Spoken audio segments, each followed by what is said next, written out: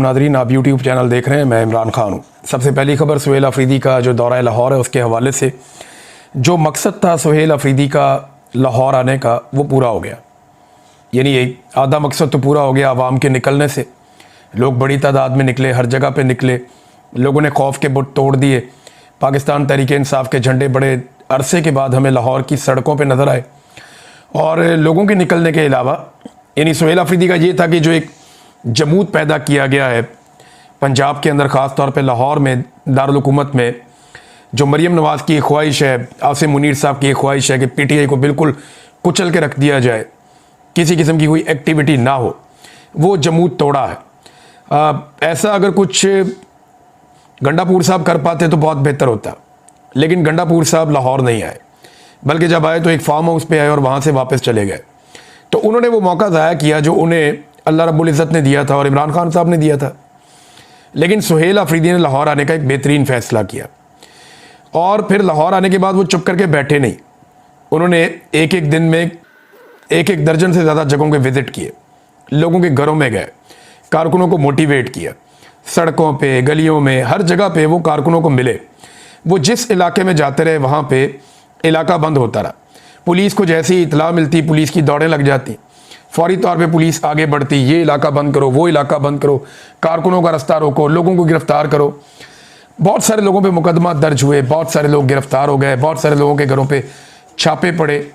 काफ़ी बर्बरियत के बावजूद सुहेल अफरीदी जो करने आए थे वो करने में कामयाब हो गए। अब जो मनाज़िर हम देख रहे हैं कुल मिलाकर ये एक कामयाबी की दास्तान है। तो आधा काम तो पाकिस्तान तहरीक इंसाफ के जो वर्कर्स हैं या जो लाहौर के शहरी हैं उन्होंने कर दिया। वो निकले, बड़ी तादाद में निकले और निकलने के बाद उन्होंने अपने होने का सबूत दिया। उन्होंने बताया कि आज भी इमरान खान साहब लाहौर की सबसे मकबूल सियासी शख्सियत हैं। वो जिसे भी नामज़द करेंगे वो बड़े आराम से यहाँ पे कौमी असम्बली हो, सूबाई असम्बली हो या कोई भी इलेक्शन हो, वो जीत जाएगा फॉर्म 45 के मुताबिक।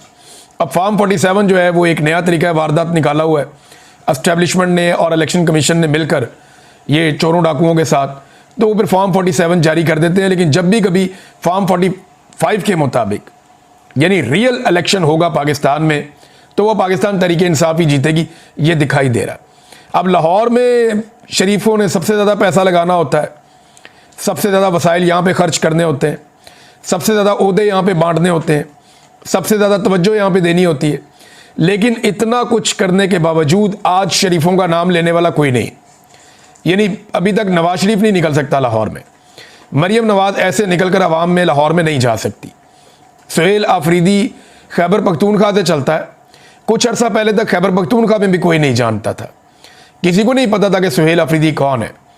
वो एक नॉर्मल MPA था, फिर वो मिनिस्टर बना और इमरान खान साहब ने उसको वज़ीर आला बना दिया। अब जब वो वज़ीर आला बना तो पंजाब के लोग तो उसको नहीं जानते। पंजाब के लोगों को तो पता भी नहीं है कि सुहेल अफरीदी कौन है, इसका कबीला क्या है, इसका हसब नस्ब क्या है, कुछ भी नहीं पता। लेकिन पंजाब के लोग ये जानते हैं कि ये इमरान खान का नामजद करदा आदमी है। इमरान खान जिसको भी नामजद करेगा वो जब भी पंजाब में आएगा, लाहौर में आएगा, लोग ऐसे ही इज्जत करेंगे।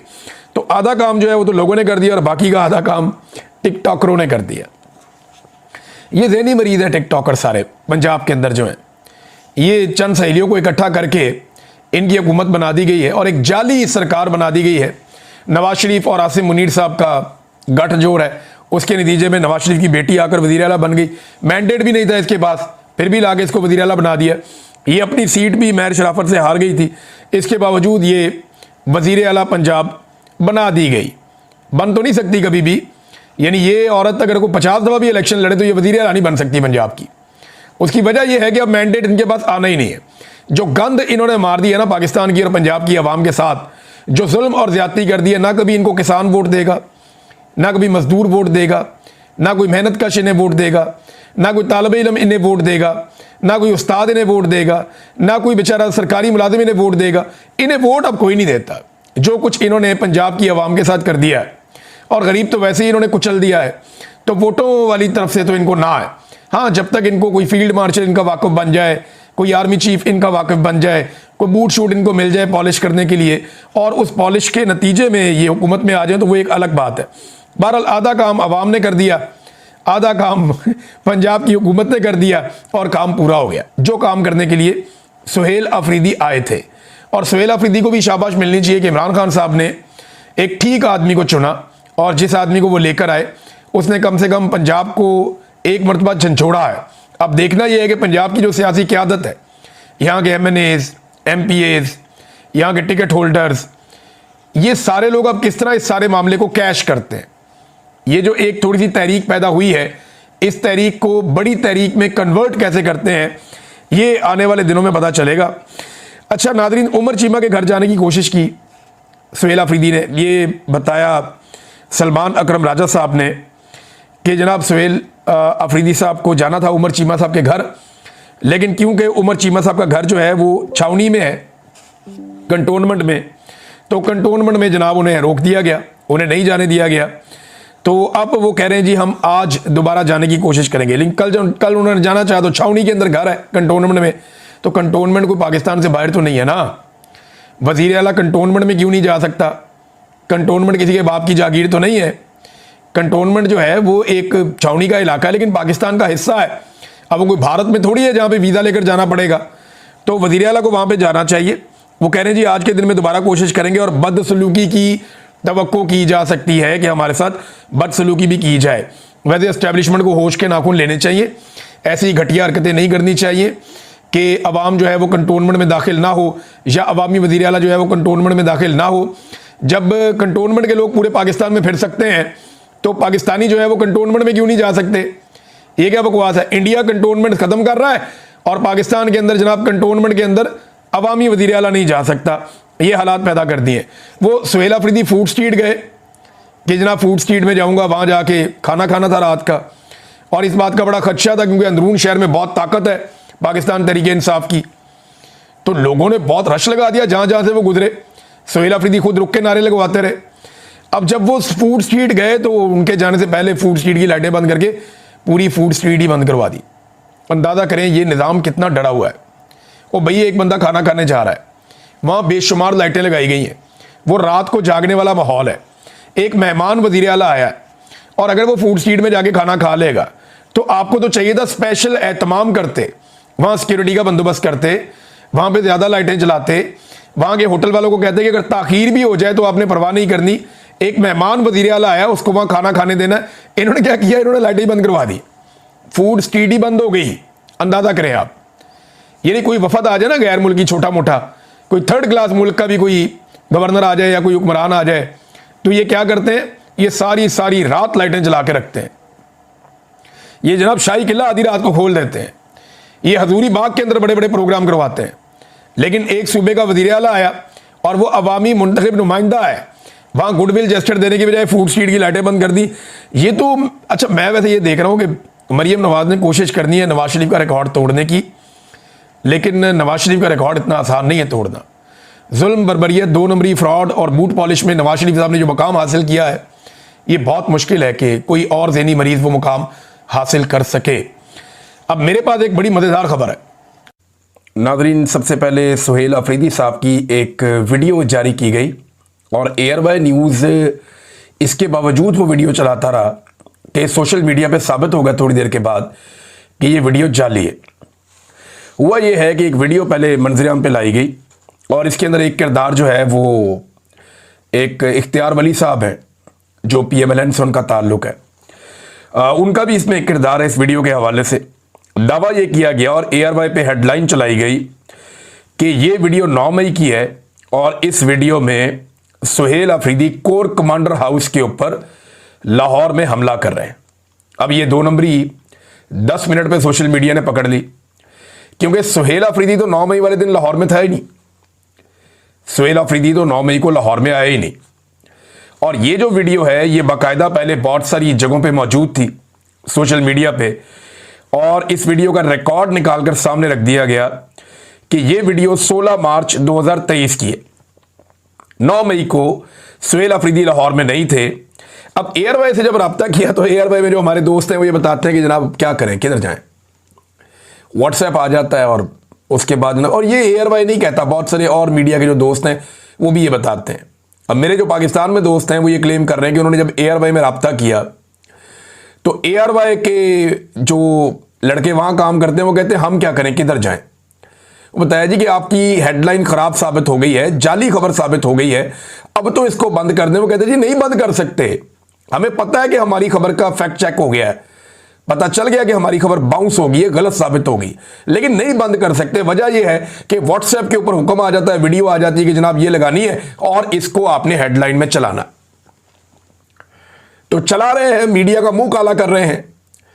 अब ARY पाकिस्तान के अगर टॉप 5 चैनल्स अगर आप निकालें तो उनमें एक चैनल है, यानी जो बड़े चैनल है पाकिस्तान में, इसमें ARY है, एक्सप्रेस है, जियो है, और इसमें एक दो चैनल आप शामिल कर दें, ऊपर नीचे होते रहते हैं। दुनिया टीवी एक बड़ा चैनल है, ITV बड़ा चैनल है, और इसी तरह एक दो और चैनल है। समा टीवी एक बड़ा चैनल था, लेकिन जो उन्होंने हरकतें की हैं अलीम खान के खरीदने के बाद, तो उसके बाद तो बेचारा कहीं रहा ही नहीं, ना 3 में ना 13 में।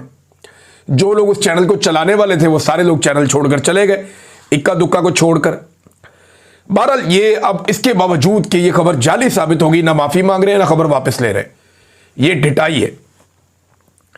अब मैं आपको बताता हूं अंदर की खबर कि ये हो क्या रहा है और हो क्यों रहा है। आप गौर करें कि पिछले तकरीबन कोई 24-48 घंटे में आपने बहुत सारी ऐसी चीजें देखी कि जैसे आप हैरान हो गए कि ये क्या हो गया, सारे इकट्ठे खोल दिए, यानी टाउटों के पट्टे खोल दिए, एकदम सारे के सारे मैदान में आ गए। गुज़िश्ता एक हफ्ते की गेम आप उठा लें चलें, कोई एक नजरिया आ गया, किसी जगह पे कोई एक दूसरी चीज आ गई, कहीं पे सोए हुए बंदों को जगा दिया गया, कहीं पे जो है वो बदतमीजी का तूफान खड़ा कर दिया गया। आप ना अगले 27-28 दिन अब ये तमाशा देखेंगे, क्योंकि ये नवंबर का महीना है, ये आपने याद रखना है। रोजाना आपको नई नई खबरें मिलेंगी, अजीबोगरीब कहानियां आप सुनेंगे, कई स्कैंडल्स बेनकाब होंगे, ऑडियो वीडियो से भी खेला जा सकता है, क्योंकि ये महीना आर्मी चीफ की एक्सटेंशन का महीना होता है, उनकी नौकरी के फैसले का महीना होता है, और ये बड़ा तूफानी किस्म का महीना होता है पाकिस्तान में। जब तक फैसला नहीं होता तब तक ये हर 3 साल के बाद आता है, इसमें आर्मी चीफ को तब्दील होना होता है या उसको एक्सटेंशन मिल जाती है। तो सोशल मीडिया की तवज्जो हटाओ मुहिम इस वक्त जारी है। इसके लिए रोजाना आपको नई खबर, नया नजरिया, नई पार्टी, नई चीजें आपको रोजाना फीड की जाएंगी, तवज्जो भटकाई जाएगी। खवातीन के साथ जो है जिस किस्म का सलूक वो शेर अफजल मरवत ने और वो तलत हुसैन ने, इन लोगों ने जिस किस्म की गुफ्तगू की है, एक खातून सहाफी के बारे में डूब के मर जाना चाहिए इनको, बेशर्मों को। भाई हम सबके घरों में खवातीन है, आप ऐसे तो नहीं कर सकते। अगर आपकी किसी खातून पे आमने सामने बहस हो जाए वो एक अलग बात है, लेकिन आप उसके कैरेक्टर के ऊपर तो इस तरह नहीं कर सकते। मेरी बदतरीन मुखालफत है, मरियम नवाज साहिबा ने बड़ी ज्यादती भी की है, लेकिन इसके बावजूद मैंने कभी उनकी निजी जिंदगी पे एक लफ्ज नहीं बोला हुआ, कभी नहीं बोला मैंने। भाई उनकी पॉलिटिक्स के ऊपर बात करें, आपको उनकी बात पसंद नहीं, आप उसके ऊपर बात करें, आप उनके खिलाफ इस किस्म की घटिया गुफ्तगू नहीं कर सकते। लेकिन ये की जा रही है, उसकी 2-3 वजूहात हैं। एक तो ये है कि ये कैरेक्टर बिल्कुल इररेलेवेंट हो गए, चाहे सहाफत में चाहे सियासत में, कोई इनकी तरफ तवज्जो नहीं देता। तो अब ये गंद उछाल के तवज्जो लेना चाह रहे हैं कि जनाब देखिए हम कितने गंदे, हम कितना गंद फैला रहे हैं आपके लिए, हमारी तरफ तवज्जो करें, नजर करम करें। ये इनका रीजन मुझे समझ आता है। तो नाज़रीन बहुत सारी चीजें आपको जो है ना वो अब बहुत सारे पुराने गुब्बारों के अंदर हवा भरी जाएगी, और नवंबर के बाद बतदरीज ये सिलसिला रुक जाएगा। नवंबर के महीने में आपको रोजाना नई नई कहानियां सुनने को मिलेंगी। अभी आप देखें इमरान इस्माइल साहब वो एक के बाद एक टॉक शो कर रहे हैं, सोशल मीडिया पे आ रहे हैं, फवाद चौधरी साहब भी आ रहे हैं। इमरान इस्माइल साहब की अपनी वीडियो है जिसमें उन्होंने इमरान खान साहब को टाटा बाय बाय किया हुआ है कि भाई मैं नहीं आता, अब मैं जा रहा हूं। अब वापस आ गए हैं, और देखें जब उन्हें निकाला गया था तो वो खुशी से तो नहीं गए होंगे, मार मार के सबसे पार्टी छुड़वाई थी। फवाद चौधरी हो, इमरान इस्माइल हो, अली जैदी हो, बाकी लोग हों, असद उमर हो, नहीं मार खा सके, छोड़ दी इन्होंने पार्टी। अब जिन लोगों ने मार खाई हुई है वो कहते हैं जी हम तो इनको नहीं आने देते। फिर ये अलग पंगा है, ये फैसला इमरान खान ने करना है। लेकिन देखें ये लोग भी एकदम बहुत ज्यादा मुतहर्रिक हो गए नवंबर के महीने में। मुझे उसके पीछे ना ये इनकी बदनीयती नहीं लगती, लेकिन इनको थोड़ा रूम दिया गया, क्योंकि मेरी साथियों से बात हुई कि यार शाह महमूद कुरैशी से मिलना इतना ही आसान है। अभी एक और भी बीमार होकर पहुंचे हैं, मियां महमूद रशीद साहब को भी अस्पताल शिफ्ट किया गया है। क्या इन लोगों को मिलना इतना आसान है? तो जो जर्नलिस्ट है लाहौर में, उन्होंने मुझे कहा, उन्होंने कहा जी बिल्कुल आसान नहीं है। जब तक कि आपके ऊपर नजर करम ना हो, आपको मौका ना दिया जाए, आप जाकर नहीं मिल सकते। ऐसा नहीं है कि आप मुंह उठाकर जाएंगे और जाकर आपकी मुलाकात हो जाएगी शाह महमूद कुरैशी साहब से या किसी और से। यह बाकायदा प्लान के तहत होता है और इनको मुलाकात के लिए बाकायदा ऐसा लगता है बुलाया गया था। ये जो जर्नलिस्ट है लाहौर में, उनका दावा है। बाकी लोग भी मिलने की कोशिश करके देख ले, वो कह रहे जी हमने कोशिश की है, वहां तो इतना कड़ा पैरा है कि वो ऐसे मिलने ही नहीं देते। लेकिन एक के बाद एक चीज आप सुनेंगे, और एक्सटेंशन की ख्वाहिश जो है ना, हमने इसको नहीं भूलना। एक्सटेंशन की ख्वाहिश एक ऐसी बीमारी है जिसने पाकिस्तान को अंदर से खोखला कर दिया। शख्सियत परस्ती से निकलकर इदारों को प्रोफेशनल अंदाज में चलाने की जरूरत है, और इसी से यह मुल्क आगे बढ़ेगा। जब जब पाकिस्तान में मार्शल लॉ लगता है या किसी आर्मी चीफ को एक्सटेंशन मिलती है, पाकिस्तान का बहुत नुकसान होता है। पाकिस्तान हमेशा पीछे चला जाता है। और आज इन्हीं एक्सटेंशनों की वजह से और इन्हीं मार्शल लॉ की वजह से हम पूरे खित्ते के अंदर सबसे पीछे रह गए। और पाकिस्तान का देखें ना, असल में फैसला ही तो आर्मी चीफ का फैसला ही तो असल फैसला होता है। ये जो इलेक्शन होते हैं ना, कौमी असेंबली, सूबाई असेंबलियों के,